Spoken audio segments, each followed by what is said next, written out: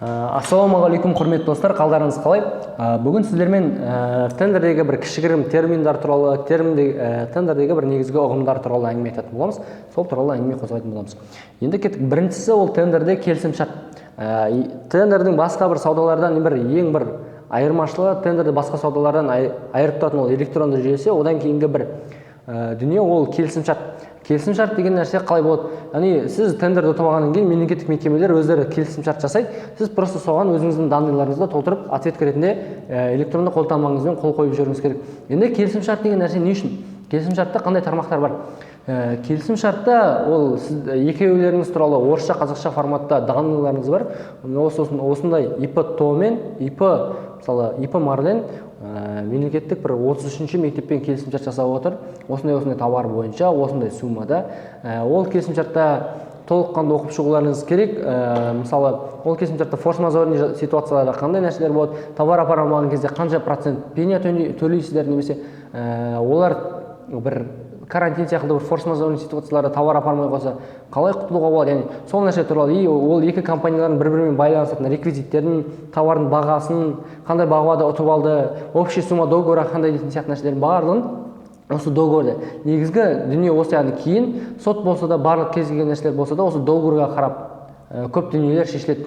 Одан кейін біз оны алдын айттық қой, тендер бастаған кезде не істеу керек, немесе қандай нәрселерді істеу кезде ол ең бірінші нәрсе ол тариф қосу деп айттық. Енді тариф қосу не үшін? Тариф қосу қарапайым өзіңіздің телефондағы Теле2, Алтел сияқты абоненттер секілді өзіңіздің деңгейіңізді анықтап береді. Яғни сізде мысалы 1 миллионға дейінгі тариф 1 МРП, 2 миллионға дейінгі тариф 10 МРП дейтін сияқты, яғни 1 миллионға дейінгі тарифтар мысалы 1 МРП, 10 миллионға дейін 10 МРП дейтін сияқты, яғни 100 миллионға дейін 20 МРП. Яғни сіз қанша тендерге қанша әл-ауқатыңыз жетеді, сонша тарифті қосасыз. Яғни 1 миллионға дейінгі, яғни ең бастаушыларға 1 миллионға дейінгі тарифті бастаса жеткілікті, 1 миллионға дейінгі тарифпен.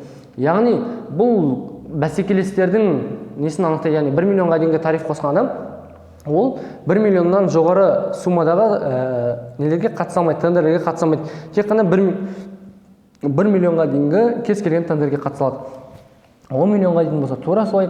Яғни бұл конкуренттерді анықталады. Яғни сіз қай этапта тұрсыз, сіздің ақшаңыз қай этапқа нелеріңіз жетеді, суммаңыз жетеді. Яғни сол нәрселерді анықтап беретін дүниені біз тариф қосу деп атаймыз. Яғни конкуренттерді бөлетін нәрсе. Екінші, одан кейінгі нәрсе ол 1% обеспечение деп атасақ болады. 1% обеспечениенің тарихымен кішігірім таныстырып өтейік. 1% обеспечение деген нәрсе ол кез келген тендердің 1% суммасын сіздің лицевой счетыңыздан заморозкаға ұстап қояды. Яғни сіз тариф қосудан бөлек ақшаңызды заморозка, яғни 1 миллионға дейінгі тендерге қатысатын болсаңыз, онда сіздер 10 мың теңгеңізді заморозкаға ұстап қояды. Ол сіз тендерді жапқан, мысалы тендерге қатысып жатқан кезде 1% обеспечение ұстап қояды. Егер тендерді ұтпасаңыз, сразу лицевой счетқа қайтарып береді. Егер ұтсаңыз, сол ақшаны тендер жапқаннан кейін қайтарып береді. Тендер жауып сіздің счетыңызға түскенде 1% ақша автоматты түрде лицевой счетқа жетеді. Ал ұтып алып товарды орындай апарып бере алмасаңыз, тендерді жаба алмай қалсаңыз, онда сіздің лицевой счеттағы ақшаңыз сізге қайтарылмайды. Ол госзакуптың счетына автоматты түрде аударылады. Заморозкада тұрған ақша. Өйткені сіз бұл нәрсеге немқұрайлылықпен қарадыңыз деген сияқты. Бұл нәрсенің тарихы былай болған, кішігірім тарихы. Яғни госзакуп порталында бір ең алғашқы шығатын кезде бұндай ешқандай нәрсе енгізілмей жатқан кезде кез келген ИП-ТО-ға қатыса беретін, тариф та болмайтын, 1% обеспечение да болмайтын. Сол кезде кез келген ИП-ТО-ға қатысып, бірақ мысалы 100 тендерді ұтып алатын болса, онда 50-60 тендер жабылмай қалып кететін. Өйткені олар немқұрайлықпен қарайтын, оларды тіркелмеген, басқа дұрыс тіркелмеген, 1% ақшасын ұстамаған сияқты дейтін нәрсе. Яғни 1% ақшаның өзі оларға кішкене болсын жауапкершілікті сездіретін ақша. Яғни сумма көбейген сайын 1% ақша көбейе береді. Яғни 1000 теңгенің тендеріне қатысатын болсаңыздар, ол кезде 10 теңге, 10 мың теңгенің тендеріне қатысатын болсаңыздар 1000 теңге дейтін сияқты. Яғни бұл 1% 100 теңге дейтін сияқты. Яғни бұл нәрселердің барлығы сумма көбейген сайын сізге жауапкершілікті арттыра береді. Яғни сіздер біріншіден егер тендер жабылмай қалатын болсаңыздар, черный списокқа кетеді. Яғни ол ИП-ТО 2 жылға тендерден шектетіледі. Одан кейін сіздің 1% ақшаңызды қайтарып бермейді. Яғни сіздің немқұрайлылығыңыз үшін жасалатын бұл сіздерге кішігірім жаза десек те болады. Яғни сол кезде көптеген ИП-ТО-лар алып тендерларын жаппайды, яғни немқұрайлықпен қарағандықтан бүкіл сол кезде зардап шеккен ол мемлекеттік мекемелер болады. Яғни бор керек мемлекеттік мекемелер, борларын уақытылы ала алмай қалады, парта керек мемлекеттік мекемелер парталарын ала алмай қалады. Көп өздеріне қажетті дүниелерді уақытында ала алмай қалғандықтан сөйтіп уақыт қойып, сөйтіп 1% обеспечениені кішкене де болсын гарант ретінде, яғни гарантия ретінде қойып тастаған болатын. Яғни сәйкесінше бұл ақшаның өзі бұл жерде кішкене рөл атқаратын нәрсе.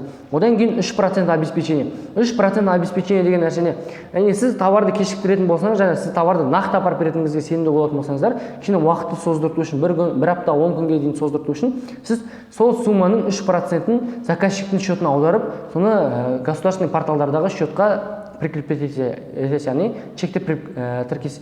Бұл нәрсе не үшін? Яғни сіз товарды уақытылы апарып бермесеңіз, яғни 15 күн дейтін договор болатын болса, 15 күн ішінде апарып бере алмайтын ситуациялар болатын болса, яғни Қытайдан товарыңыз кешігіп жатыр, товарларыңыз уақытылы келмей жатыр дейтін сияқты жағдайлар болатын болса, форс-мажорный ситуациялар.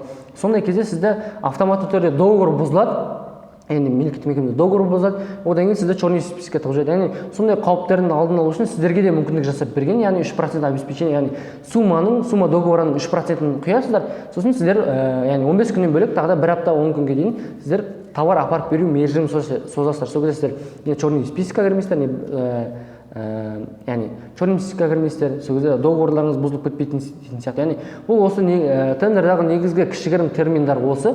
Яғни келесі сабақтарымызда да сіздерге түсіндіретін боламыз. Яғни тендердағы тағы да қандай негізгі ұғымдар бар, тендерде тағы да қандай аспектілерді ескеру керек дейтін сияқты нәрселерді.